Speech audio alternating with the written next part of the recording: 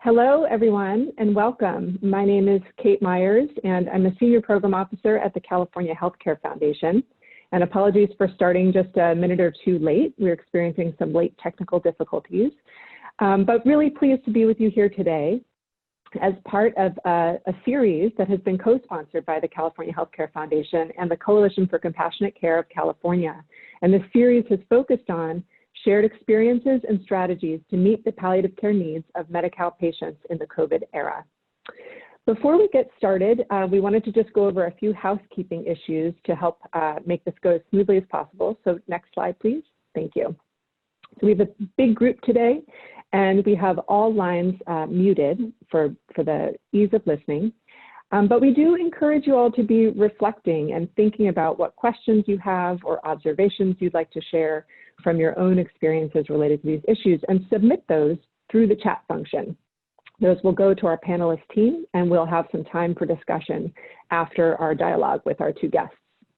This session will be recorded, and you will receive an email once that recording is available. It will be posted on the CHCF website. All right, with that, we'll go into our conversation. So our past conversations in this series have focused more explicitly on our California Medi-Cal palliative care community and have been really working sessions to help organizations in California who are providing palliative care to share approaches and challenges and best practices during this really challenging time. But we structured today's session a little bit differently as a panel conversation, and we've opened it up to a broader group, including a number of stakeholders from outside of California who are interested in palliative care for people who face a variety of kinds of structural vulnerabilities.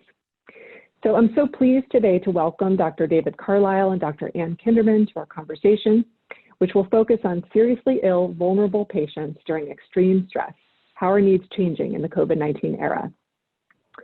Dr. David Carlisle is President and CEO of Charles R. Drew University of Medicine and Science, also known as CDU, in Los Angeles. Dr. Carlisle is a published author in health policy, quality of care, medical education diversity, and eliminating health disparities. He's the former director of California's Office of Statewide Health Planning and Development, also known as OSHPD, where he served for 11 years under 3 governors.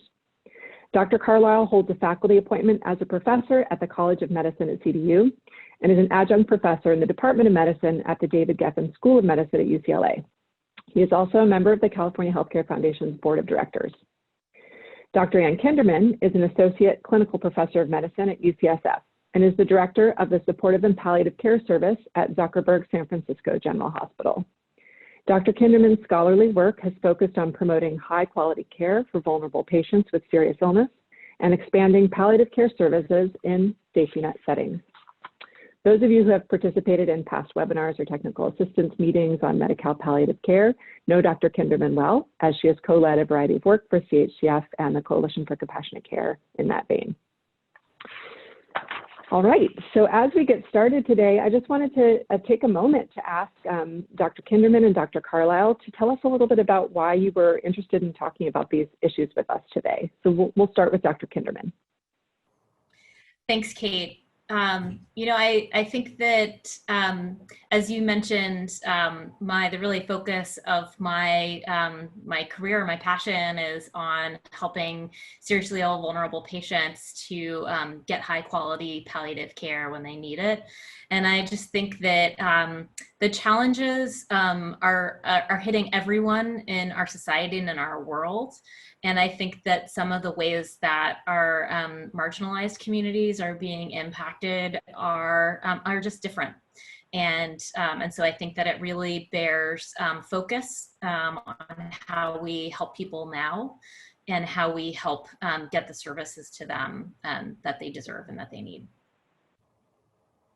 Thank you. And Dr. Carlisle. Well, and good morning to everyone. And it's great to be with you. And yes, I would say my overall focus is really reflected in everything that I've focused on during my career, because for me, these issues are really personal. So many of my relatives, so many of my friends, and indeed so many of my patients are in the live in the very under-resourced communities that we're focused on.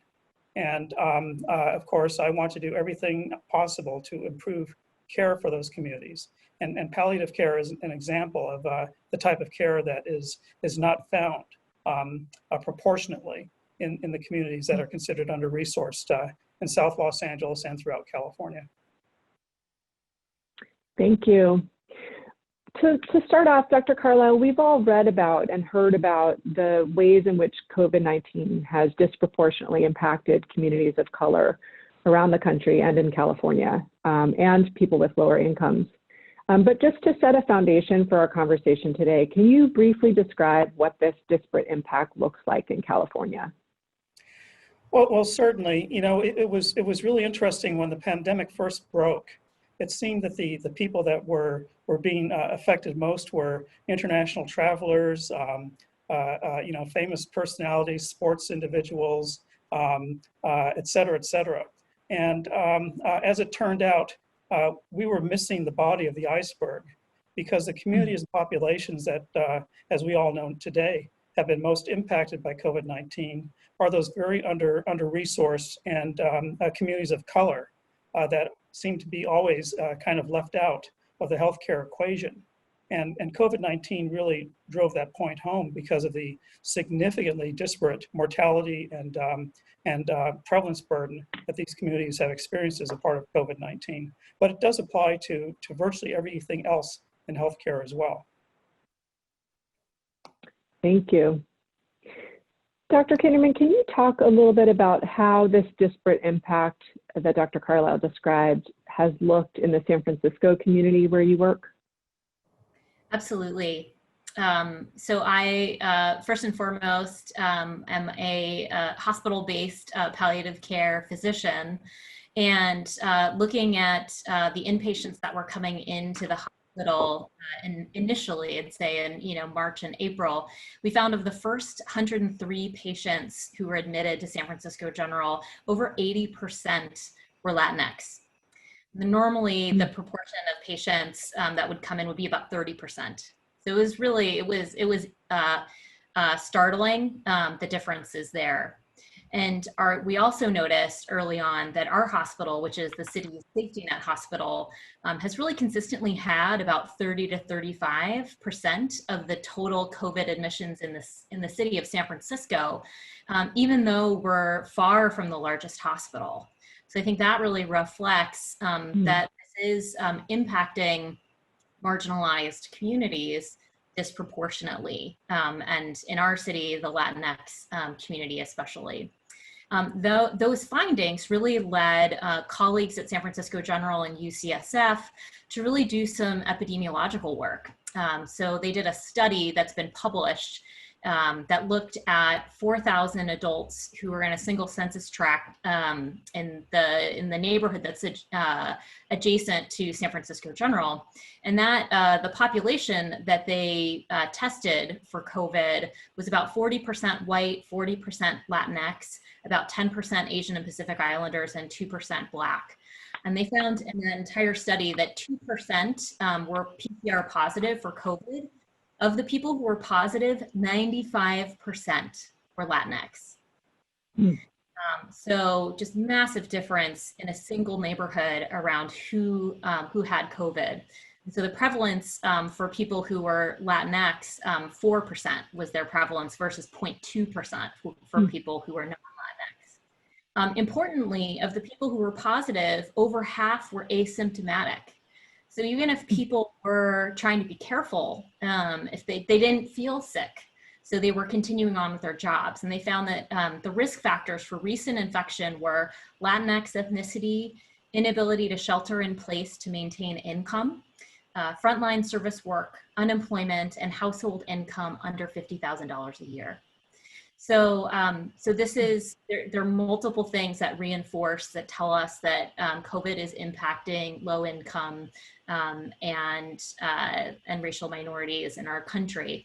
I think one thing I wanted to highlight here that we've seen in San Francisco that I don't think has gotten as much attention is that Asians represent 39% of our deaths from COVID, but only 12% of our cases. So there's some thinking about why is that? Why is there such disproportionate mortality in the community in San Francisco? And I think more work needs to be done there. And I'll just say, additionally, kind of coming back to the patients that I see every day, the impacts of COVID are far beyond whether they live or die, but from COVID, but just the massive loss of income. So people who are restaurant and hospitality workers, people who are rideshare drivers, domestic workers, people who work in childcare. I mean, you just think about what's happened to each and every one of those industries over the last 7 months. And you can imagine if you depended on that for your income, what that would do to you.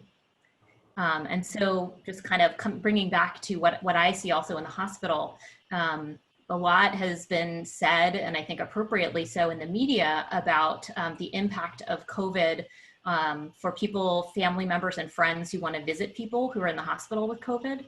And our hospital has not been different in that way, that we have very restricted visiting. But if you are someone who doesn't have access to a video screen, a computer, video conference, that divide is even larger.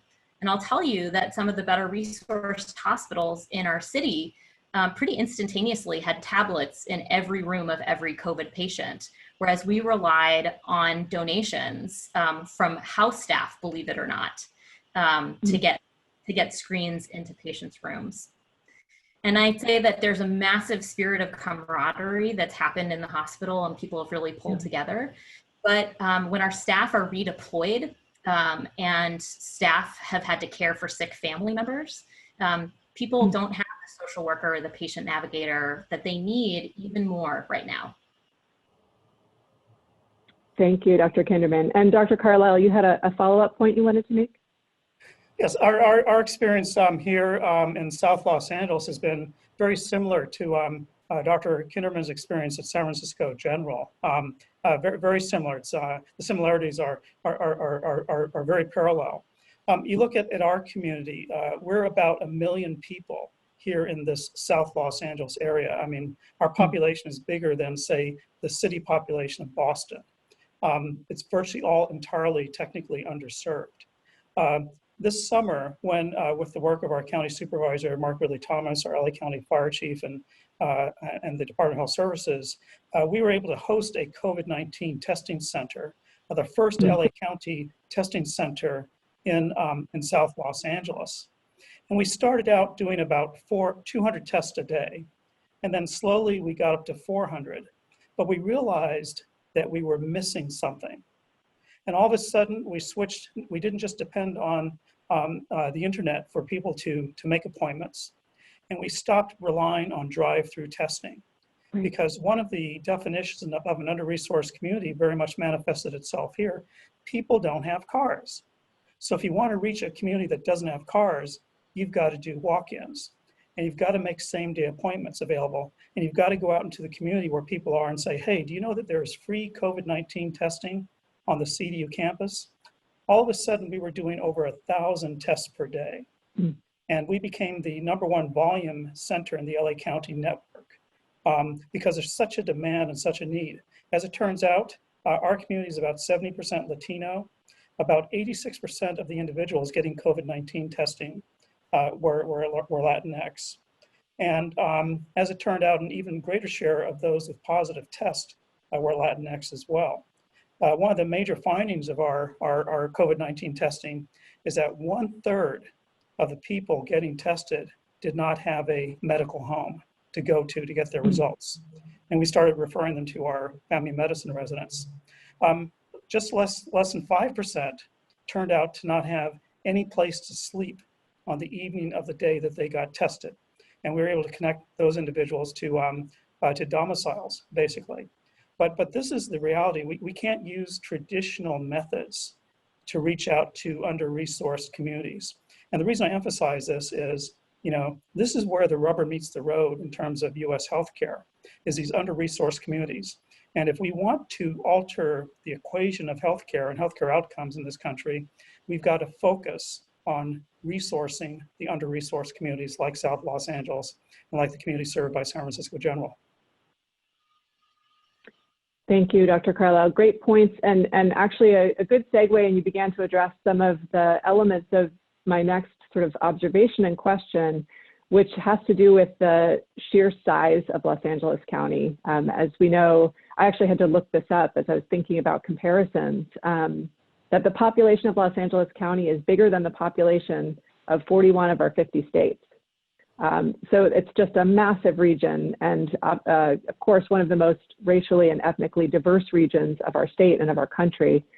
And so the challenges of COVID are really on a different scale in Los Angeles County than other places.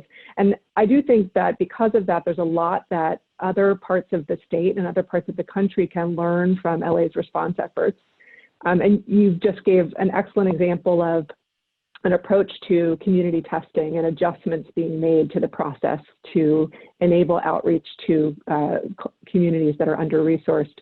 I wondered if there's anything else you'd want to highlight about approaches in either South Los Angeles or in the county as a whole that you feel have especially worked well, and why, and where there might still be work to be done.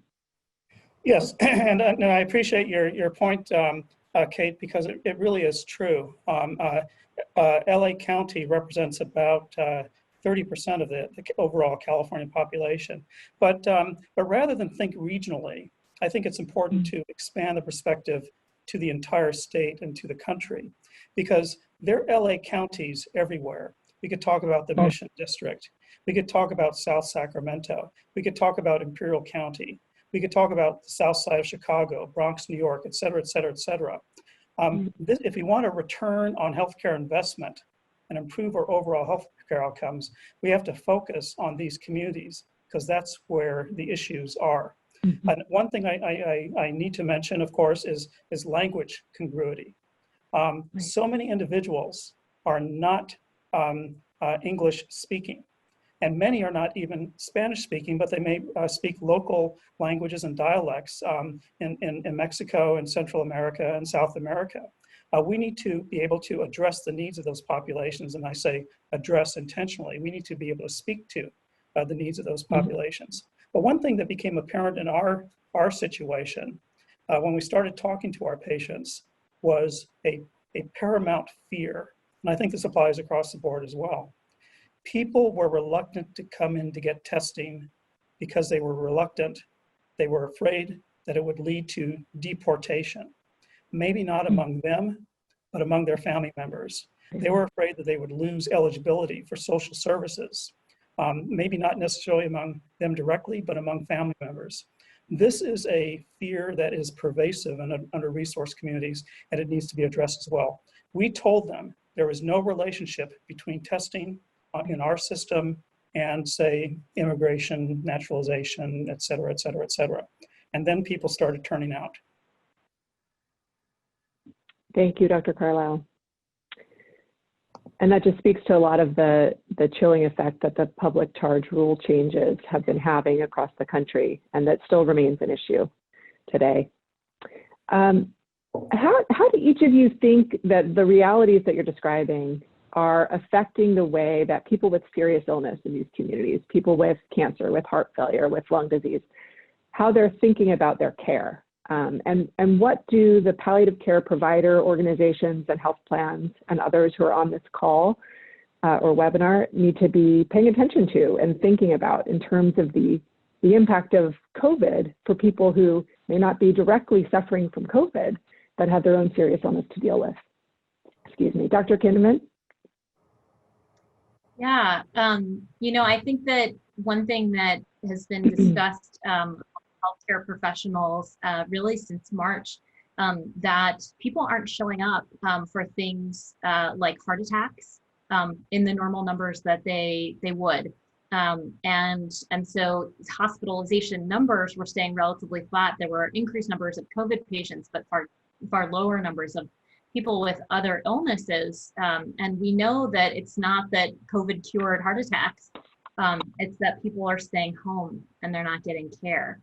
And I will say that there's the additional factor, even though things have quieted down somewhat, in California and San Francisco in particular, people are still delaying getting care. So I talked to a patient just yesterday on the phone who has terrible arm pain that may be related to spinal issues, and she did not want to get any imaging for the time being and for the indefinite future.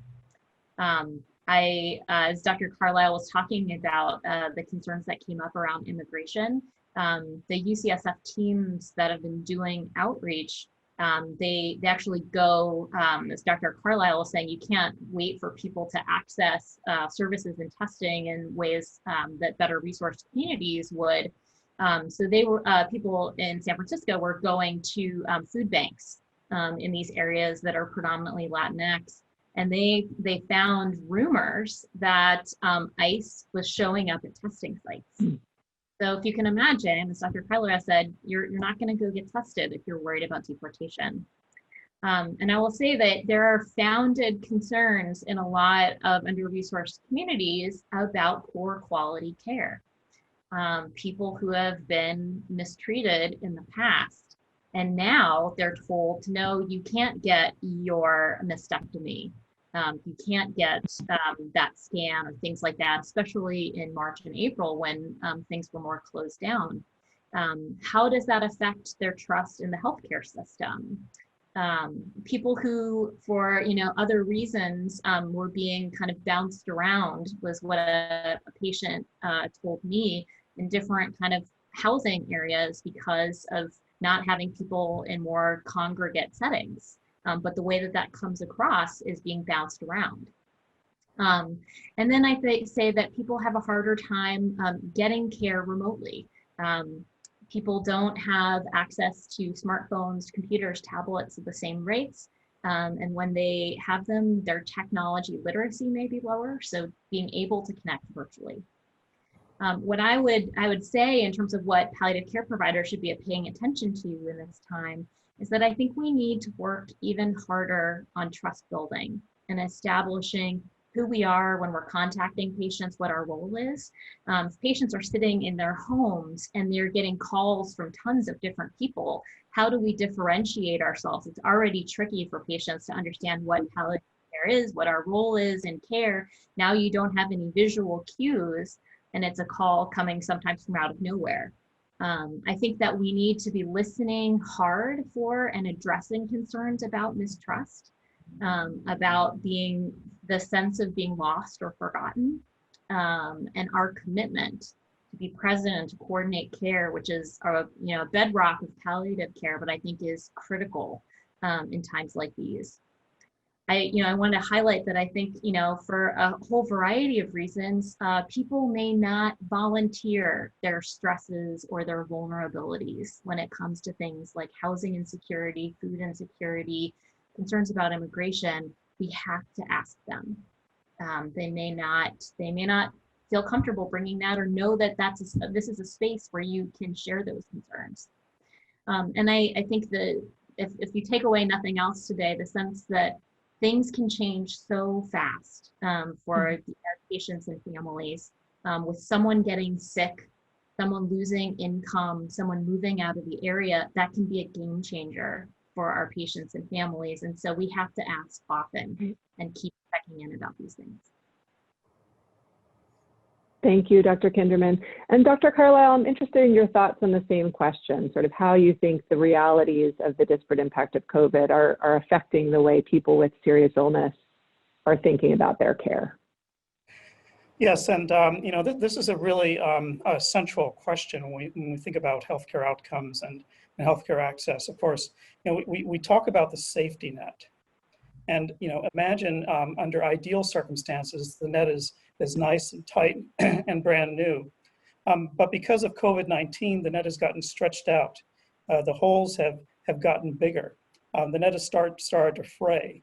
And people are falling through the safety net. They're not getting the routine care that they need in an already under-resourced healthcare environment. Imagine what that means in terms of healthcare outcomes. Imagine in an already underserved, under-resourced community with dire healthcare outcomes, a year without regular medical care. And that's what we're talking about in COVID-19.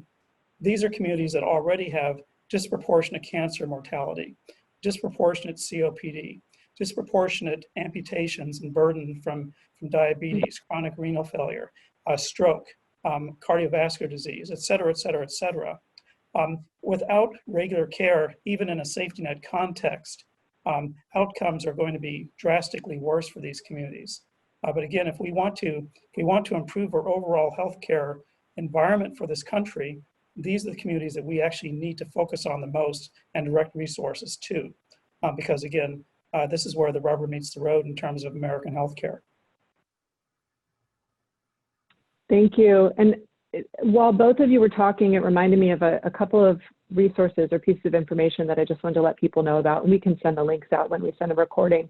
But just about 30 minutes ago, a report was released by CHCF that contains the results of a poll of low-income Californians about how they are experiencing their lives and healthcare and COVID right now.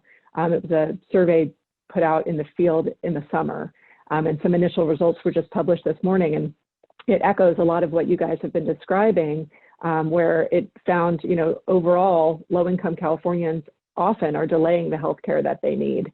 And in fact, the survey found that 31% of respondents who wanted to see a provider for urgent or emergency care for health problem unrelated to COVID-19 did not receive care for that problem. So there's a very real gap that people are experiencing, especially people with low income. The survey also found that, not surprisingly, mental health is deteriorating, especially for Californians with low incomes.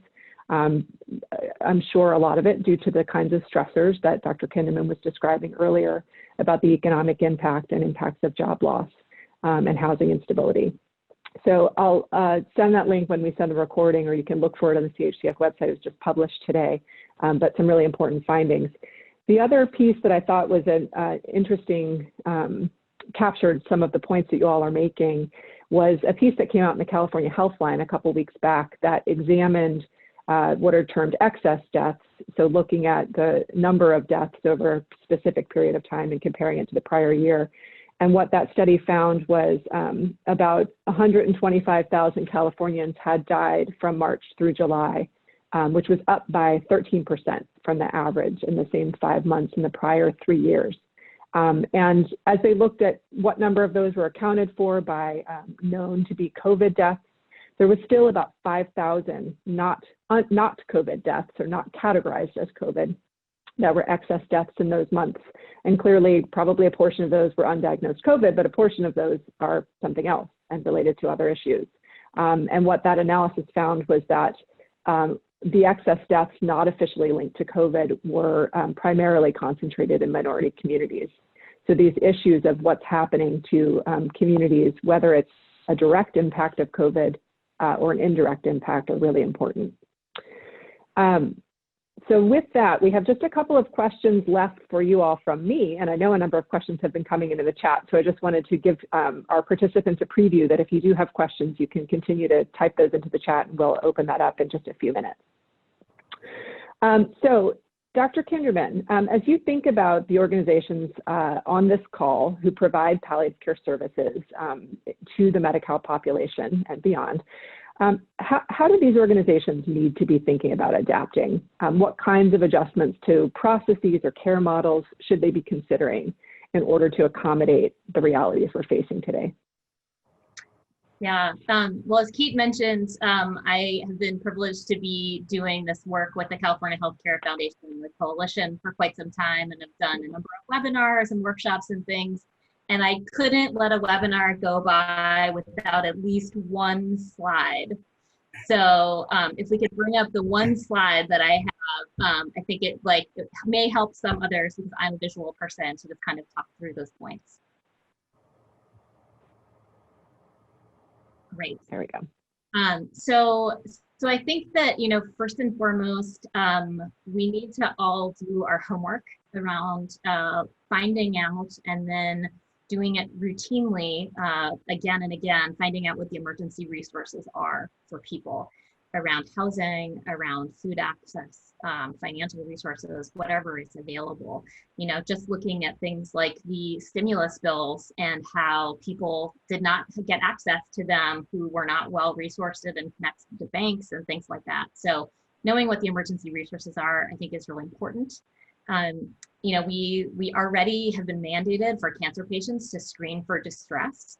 But we really need to think about doing that regularly, asking about food, housing, and financial insecurity. There is a distress thermometer that the National Center for the Comprehensive Cancer Network, NCCN, developed. We at San Francisco General had modified that and had it translated into Spanish and Chinese, our largest language groups other than English, and looking at things like homelessness and financial strain in particular. So I think that, as someone had already brought up in the chat, to provide high quality remote care is not easy in under-resourced communities for people who have limited access to technology or limited tech literacy. So I think it is fantastic, and we should work hard to get patients onto video whenever possible. And sometimes that means that we're going to need to figure out how to get them the devices that they need through grants, through philanthropy, other mechanisms. And I think that we need to think about having support staff in a way that often doesn't happen as much in under-resourced areas. I think there's some organizations like Resolution Care that's been very thoughtful around employing community health workers and administrative staff to help set up patients so that when providers and clinical staff are engaging with patients remotely, that they can focus on the medicine and not on the fact that the internet doesn't work or the device doesn't work. I think that knowing that, we have to build in some extra time before visits to get around those logistical issues. And how to screen people for things so that we're not missing stuff, like screening for symptoms that are burdensome, depression, other things that can go by the wayside when your visit is truncated because you've spent so much time just getting around the logistics. And I think we need to develop a common understanding or policies as organizations about when a patient really needs a visual visit by either video or in person, so that that's a standard across the board and there aren't inequities that are coming up around who gets in-person or visual visits. I think one creative way, for example, in my clinic, we don't have as many patients coming in person. So is there a way to leverage the extra time that our medical assistants have to call patients to remind them, or to do wellness checks or other things that they can do? And for organizations that are more home-based, usually, if you're not spending time driving, maybe there can be extra calls that can be wellness checks and other things for patients. And I think that we cannot do this work alone. There are plenty of organizations that are out there that do have a lot more trust and have cultural concordance, linguistic concordance with our under-resourced communities. And we need to work with them to find out what people's concerns are, what their barriers are, and how to get them connected into care. I think a example of this that I would put up is that I think many of us heard about the outbreak at San Quentin prison, which is in the Bay Area, and people were getting very sick and dying, and they did not have a lot of advanced care planning, and rights for incarcerated people are often trodden on, to be honest, when they're very sick. And so a group from CHCF, from the palliative care program, connected with healthcare professionals at San Quentin to try to understand what the needs are and see how we could help. And what we found was, unfortunately, was that, by the time you get all through the logistics and you mobilize, COVID had already spread all the way through San Quentin. So we have to learn how to be very fast and work in a very dynamic environment. Thank you, Dr. Kinderman. And then to close us out before our discussion questions from our panelists or from our participants today, Dr. Carlisle, you're outside the field of palliative care and looking in to some of what we've described to you in preparation for today and in our discussion today. What kinds of observations would you make about the ways that supportive services like palliative care should be thinking about adapting to better meet the needs of people with serious illness who are from those communities hardest hit by COVID? I think it's one thing that I would say is, and probably the major thing is kind of extending some of the lessons learned, but really things that we already knew about the delivery system to palliative care. Not letting patients come to you recognizing that for many of our patients, a day at the doctor's office means that you could lose your job, quite literally. Going out into the community and finding who needs services, reaching out to the community that can't come to you. I often tell medical students when I'm working with them, you know, when you're out and you're in practice and having a successful practice, don't just worry and think about the patients who come in to see you in your office, but worry and think about all those patients that can't come in to see you because they don't have insurance. They don't have the time to do it. They can, again, lose their job because of a doctor's visit. And so I would extrapolate all of our services, and palliative care is a great example, because I think if I went out and asked people in the neighborhood right outside our campus, do you know what palliative care is? They would go, what? No. Is that something that my mother can use? I had no idea. We need to reach out into the community and bring healthcare to the people who need it, because so many of those people can't come to us for care until it's too late. Thank you. Yeah, and that observation is really on point. It's an issue that palliative care professionals struggle with and deal with all the time, is helping to make sure that the people who could benefit from these services know what they are, know how to access them, know when they're appropriate. And that's a challenge. That was a challenge before COVID. And that challenge has just become more accentuated by the fact that people are not coming into our healthcare systems as frequently or don't have as many touch points as we did in the past. So that's a great point, and one that we need to be paying attention to as we think about organizations providing these services and how to reach out to individuals who could benefit from them and how those methods may need to be adapted during this time. All right, so with that, we wanted to turn to some questions that have come in from our audience, from our participants today. And we have a number are already queued up in chat that our colleague Kathleen Kerr is going to lead us through.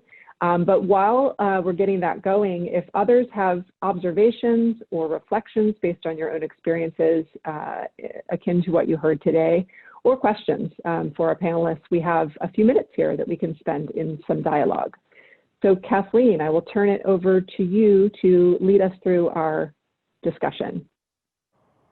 Yeah, great. Thank you, Kate. Happy to. And thank you, Dr. Kinderman, Dr. Carlisle, for a really, really interesting discussion. The first comment that I want to share, I think, gets at that issue of reassuring patients that they are safe to access care. I think in particular related to 2 points. One is the legal consequences, fears of immigration status, and so on. One individual shared that she's having a really hard time getting my case management patients to go get their tests, et cetera. It's a real problem. So it's the conveying the sense that it's safe to access healthcare generally for that reason. And then a very similar comment was made by someone who shared a personal family experience. I have family members who have insurance, are not immigrants in this generation, but were very scared to go to their doctor or hospital for any reason because they thought that they would get COVID from those areas and viewed those areas as dirty. When I asked further, they correlated their belief to the selfies of folks with PPE on saying stay home. Wondering if there are similar issues in your areas. It was sad because one of my family members was very sick and needed attention. Eventually, with convincing, they went. So sort of a two-part root cause analysis, one having to do with legal risk, the other having to do with personal safety in the setting of COVID. I'm wondering if you guys have comments on that. Dr. Carlisle, do you want to start? Sure, I certainly recognize and appreciate and underscore both of these fears. I think we talked about the legal aspect and immigration concerns earlier, but they're very real and very valid fears about going into the healthcare setting. And a lot of healthcare entities and environments have responded by making video care available, et cetera, et cetera, et cetera, remote care, direct counseling. But really, to make most of these things work, one does need to have pretty much a high-speed internet connection. You don't have that, and you may be disconnected from the healthcare system.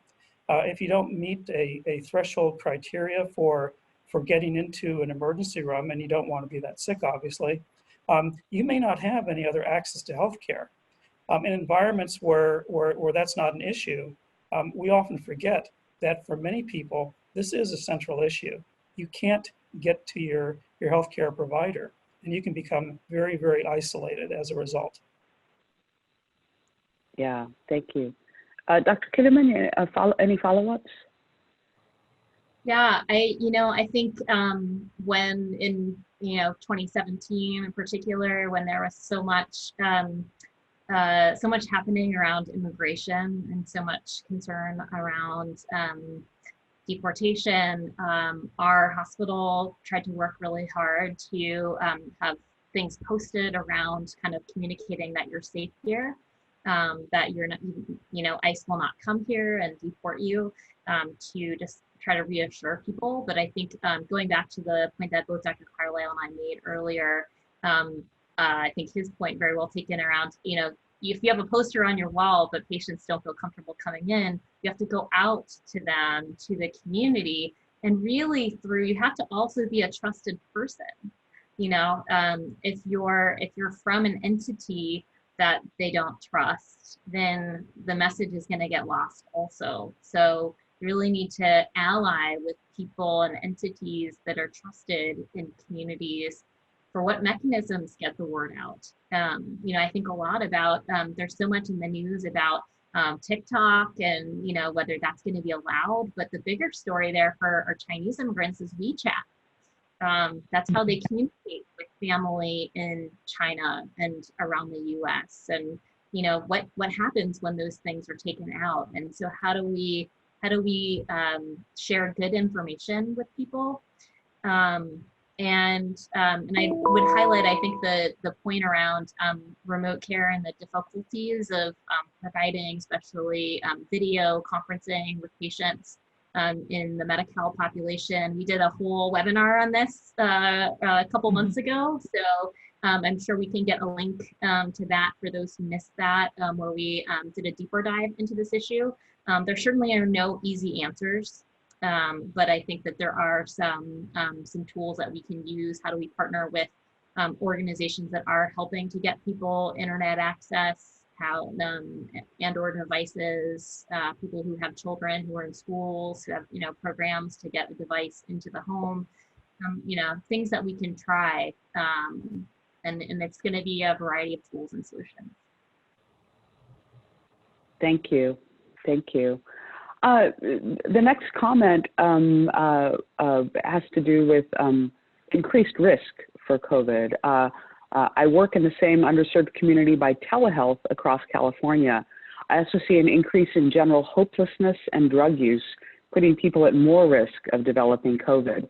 And I'm curious about the general approach from Dr. Carlisle, and also Anne in particular, how this relates to the delivery of palliative care, the sort of change in risk factor. Yes, I'd say that this is actually a significant issue. The reality for miles around our campus in our million-person plus environment is that the risk of acquiring COVID-19, because people are performing frontline essential jobs, people are living in multi-person, multi-generational living environments in very closed spaces. People are utilizing public transportation to go to essential jobs. It goes on and on and on. This is the risk profile of our communities that we serve. And we need to embrace it, but also make sure that we are educating the individuals so that people know how they can mitigate risks. And one of the most important parts of that, for example, was simply making sure that people knew about the importance of wearing face masks as they go about their jobs and their daily lives. There are multiple examples of this. The risk in our communities is very significant, and that's why we've seen so much disproportionate incidence, prevalence, and mortality from COVID-19. Thank you. Anne? Yeah, I mean, I think for anyone who's works clinically with the Medi-Cal population, if you asked about what is access like to mental health care and care for substance use disorder pre-COVID, it was really challenging. And then if you take away, you know, residential programs might be harder to get into because of congregate setting issues. You know, I will tell you that I was just chatting yesterday with our nurse practitioner who was taking care of someone who has very significant mental health issues. She referred her to our crisis center, and there was a 4-month wait to get healthcare. So it's just not acceptable. Like you have a crisis, you need help now. You can't wait 4 months. So I think that we should not be surprised by the things that we see around relapses and substance use disorder as people are using the tools that they have to cope through a time of extraordinary stress.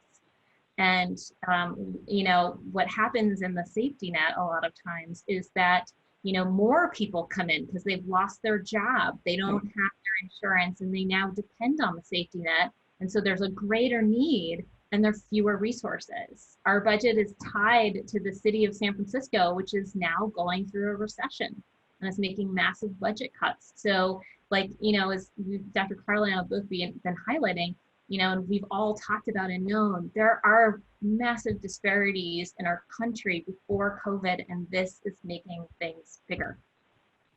If I may, Kathleen, just to reinforce exactly what Dr. Kinderman has just said, in our context, again, imagine a vast swath of California, literally with almost no mental health, behavioral health care providers.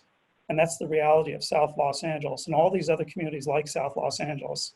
I couldn't find a private practicing mental health provider in South Los Angeles if I tried.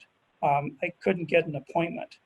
People here, when family members and loved ones are having a crisis, are scared to call 911 because they know that could result in a very adverse outcome. Because many of our responders are not really prepared to address acute mental health situations. There's literally nowhere to turn to. Fortunately, we have some of our federally qualified health centers, and of course, they're vastly overwhelmed. But if it was not for them and a couple of other urgent care providers, there would be no resources in these communities. And that's what people are dealing with. And exactly as Dr. Kinderman said, if people learn to manage things with the tools they have, and that of course can lead to substance abuse, alcohol abuse, et cetera, et cetera. It's a very real issue. Thank you. Dr. Kinderman, I apologize for flip-flopping to Anne. Hard to call you Dr. Kinderman. I wanted to direct this next question to you to start with. How can we address needs of our community that have COVID and family unable to care for them? Should we increase IHSS care to help keep them at home instead of long-term care? How do you deal with that? Gosh, thank you for the softball question, Susan.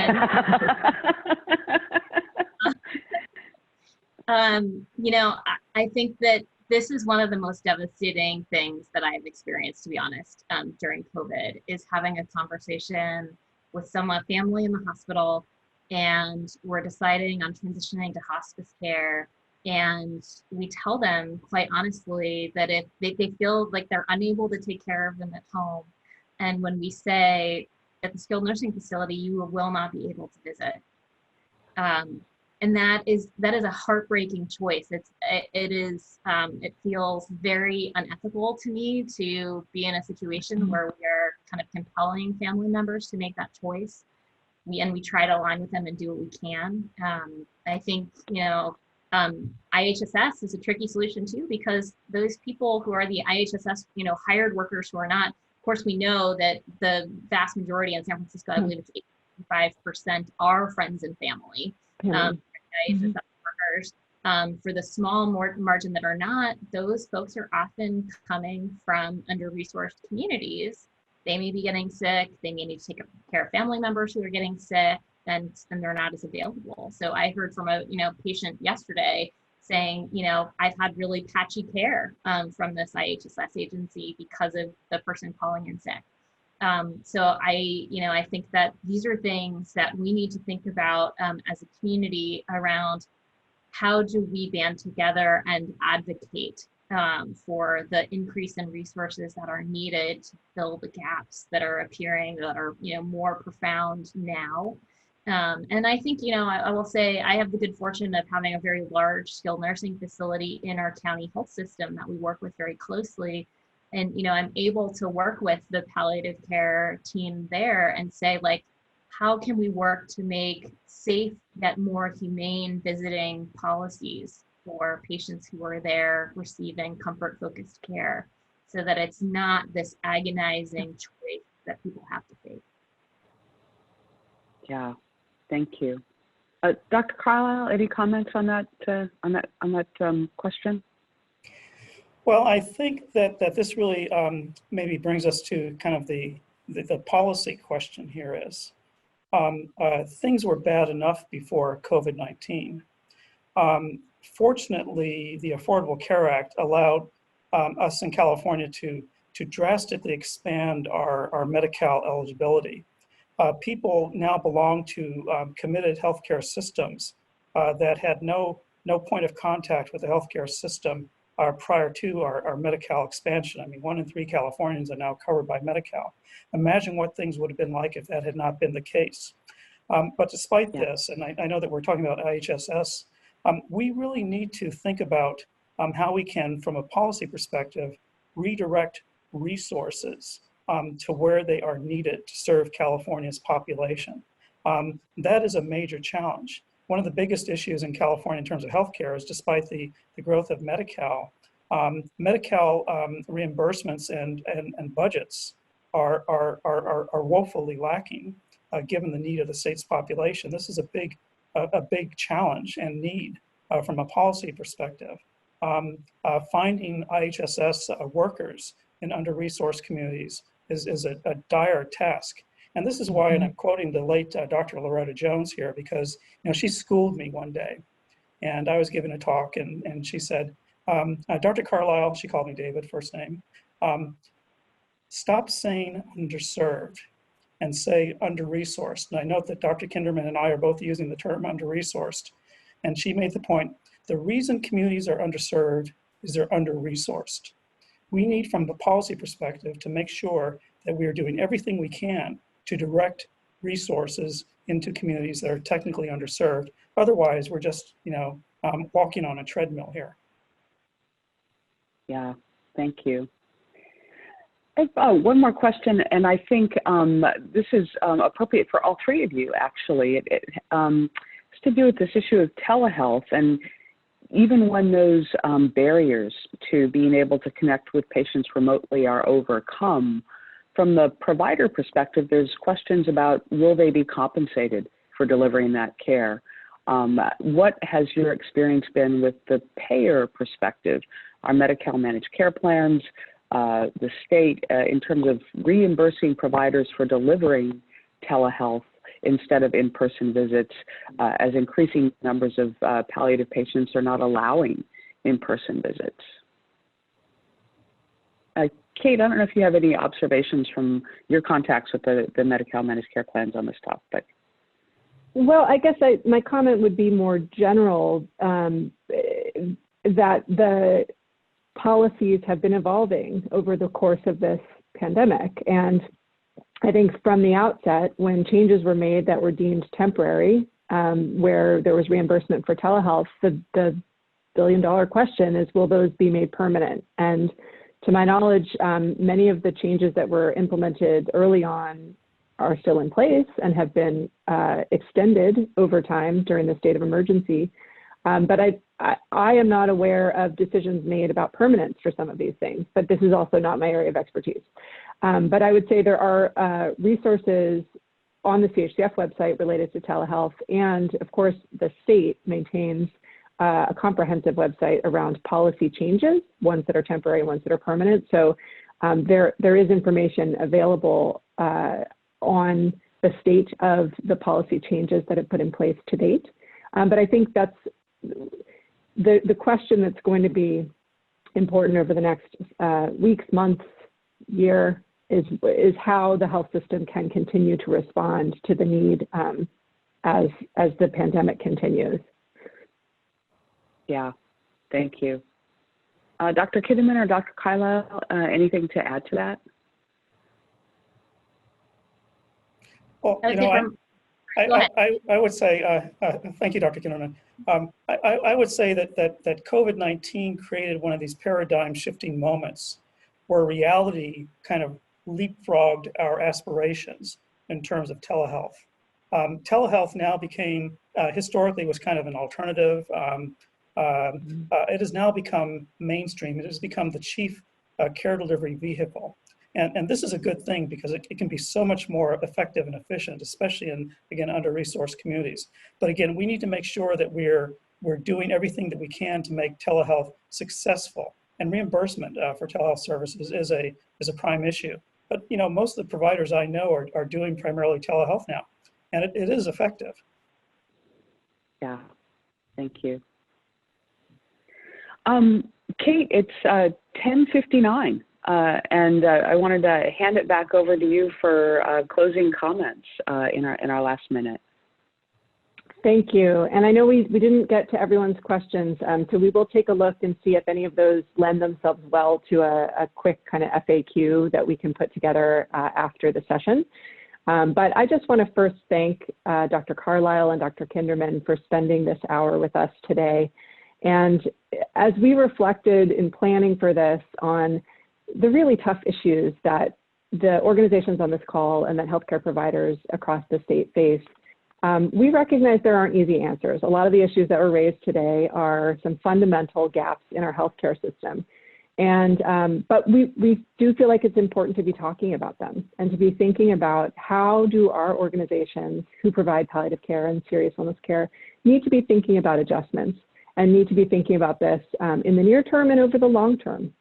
We still don't know, obviously, as a country, how this pandemic is shifting the ways in which care will be delivered over the long term, but it certainly has presented us with a number of challenges. And I really appreciated the opportunity to talk with Dr. Carlisle and Dr. Kinderman today about how those changes and how that disparate impact on different communities affects people with serious illness from those communities. So thank you very much for your time today, and thank you for your participation for folks who were able to dial in, and take care. Thank you. Thank you.